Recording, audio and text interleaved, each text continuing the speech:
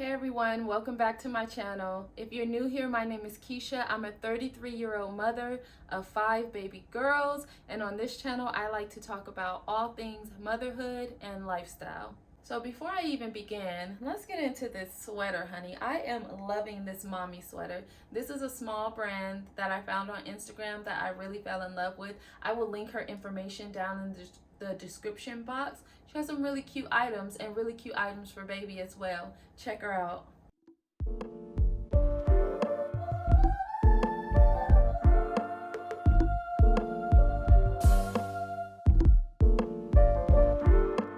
Johnny, relax. Just to get everyone caught up, I had my baby girl on December 5th, 2020. I had her via C-section. My original plan was to have a VBAC. I've had 2 vaginal deliveries and 3 C-sections now. Unfortunately, I did not get my VBAC.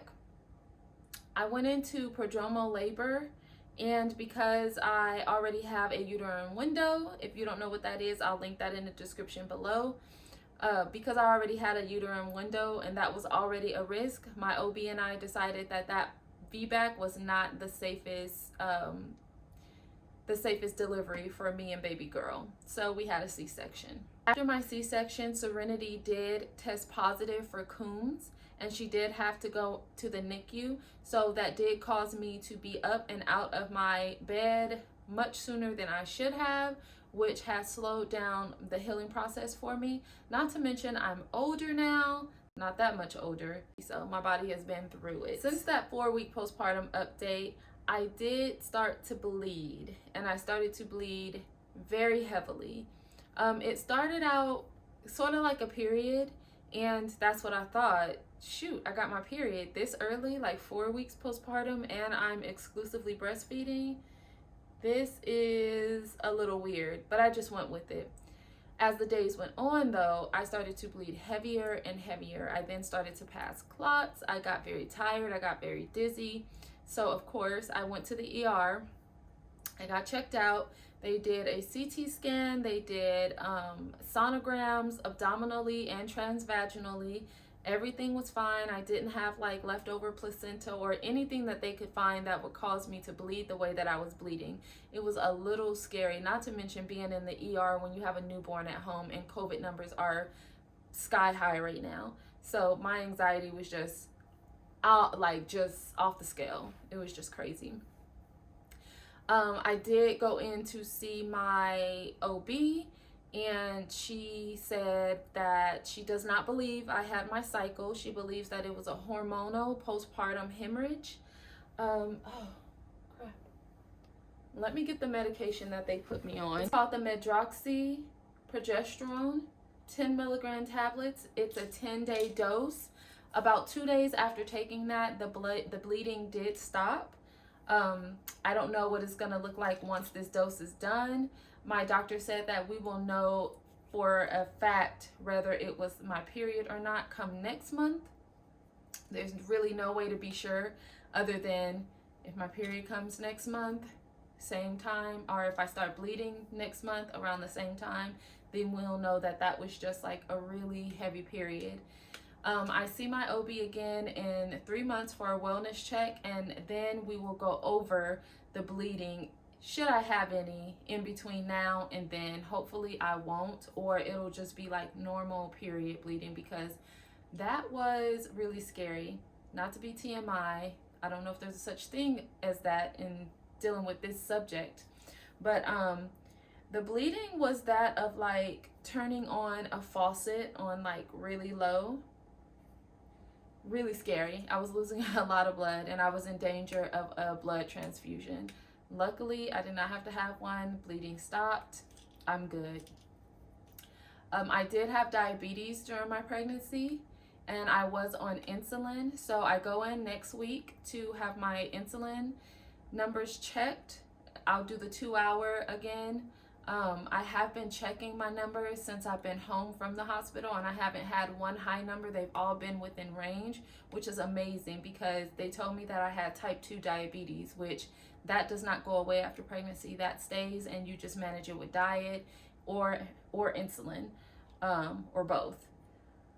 I was fully expecting to have to continue treatment afterwards, but it's really looking good. I really don't know what to say as far as that, but I needed insulin. I had insulin. Baby's here. We're good. That's that. As far as my incision goes, that was really slow for healing. In my 4-week postpartum update, I talked about how there was like a little bit of flesh in 2 of the areas that looked like it was bulging out. That has since then cleared up. Feeling really good about that. My scar is looking real good. I'll see if I can get you guys a shot of that. I don't have any more stretch marks than what I had before. So I didn't get stretch marks until my 3rd baby. And even then they were not too bad. I mean, they could be worse. That's how I look at it. They could be worse. I don't mind the stretch marks. Neither does my husband. So it is what it is. Hence 5 kids. So was that too much? So my stretch marks are still there. I am going to give you guys a belly shot. I've still been using my bump oil that I was using during my pregnancy. It's by Modern Skin Alchemy. This came in my bump box that I was getting with Oh Baby throughout my pregnancy, and I mean, it's going good. I still put it on. As you can see, it's only a little bit left. I still put it on every day that I can remember. I've also rubbed breast milk. I am breastfeeding. I've also rubbed breast milk on my stretch marks. I heard that that could help. I don't know that it does, but it won't hurt, right? My uterus has gone back down to its normal regular size. I was 206 when I delivered Serenity, and today I am 170 pounds. I'm still looking to drop at least 20 pounds, but I've been pretty stagnant for about 3 weeks now at 170. I am eating a lot of sweets, and this may be due to my hormone levels because I'm craving them like crazy. I usually don't. I like sweets, candy, but the way that I've craved them is like crazy. That and ice cream. It's like crazy. So I'm hoping it's a hormonal thing and that's starting to taper off. I don't know. We'll see. I'm going to update you guys again at week 12. So we'll see. We will see. I am going to start cutting out those things and really just fighting my urge. I am drinking a lot of water while I am breastfeeding. So this here, I meant to buy the bottle that was like half this size, but it works out. What I was doing was just keeping a jug on the side of my bed. I don't know why, because I bought this while I was pregnant. So I finally just filled this up, and I will keep this on the side of my bed, and I will drink it throughout the next 2 days. It usually takes me about 2 days to finish this amount of water while breastfeeding. That could also be why I dropped as much weight as I did and as quick as I did, aside from breastfeeding. Breastfeeding is going really, really well.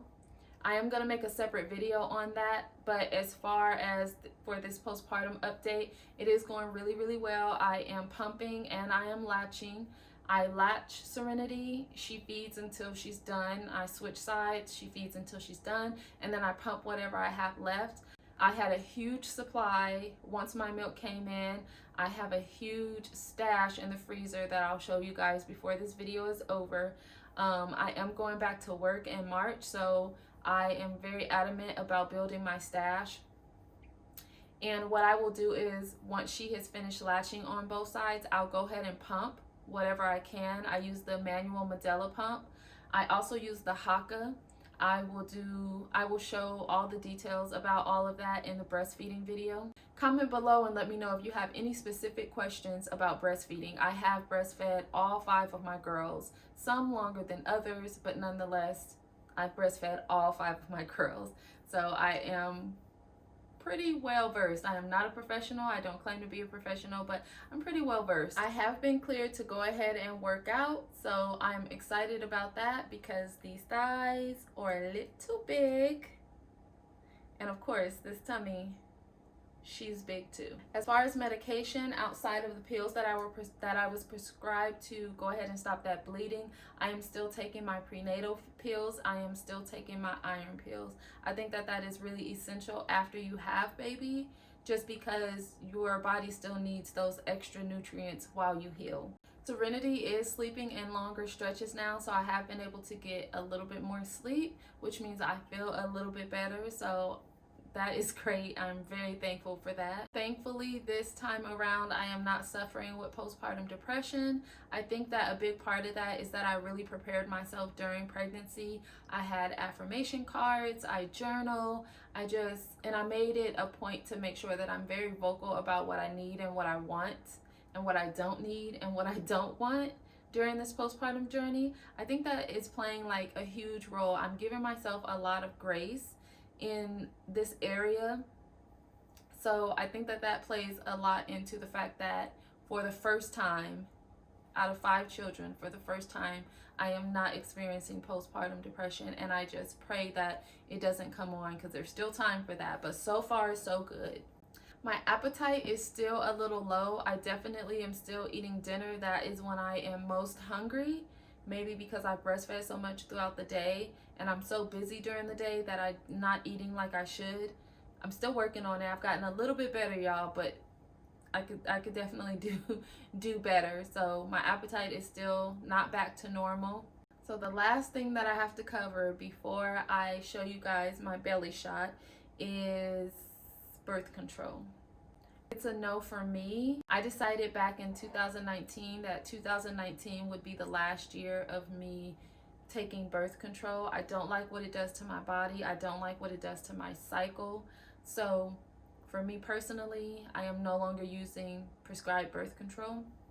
There are other things that you can do, such as tracking your body's routine as far as the cycle.